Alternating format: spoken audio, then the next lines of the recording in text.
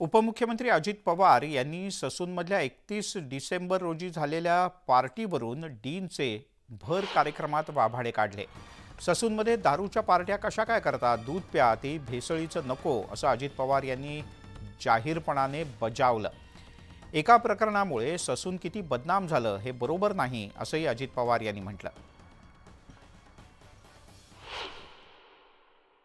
मला तक्रार आली की काही आपल्याच लोकांनी मला फोटो पण आले, तेव्हा काय कशा दारूच्या बाटल्या पडल्या, हे कसं चाललं, तक्रारी आल्या म्हणजे पुढे बघायचं मी ते काय चाललंय काय ते बरोबर नाही ना।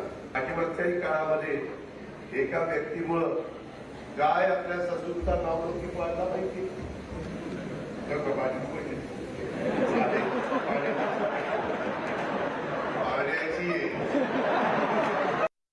काही काही जण गुटखा सोडायला तयार नाही, काही जण दारू सोडायला तयार नाही, काही सिगारेट बिड्या सोडायला तयार नाही, आणि 320 काय असतं काय कोणाला माहिती, पण असं काही म्हणतात अपराधिक विपराधिक असं 120 300 420 काही जण ते मिस्त्री लावत असतात, काय त्या विषयाने होतं त्यांचं त्यांनाच म्हणतात।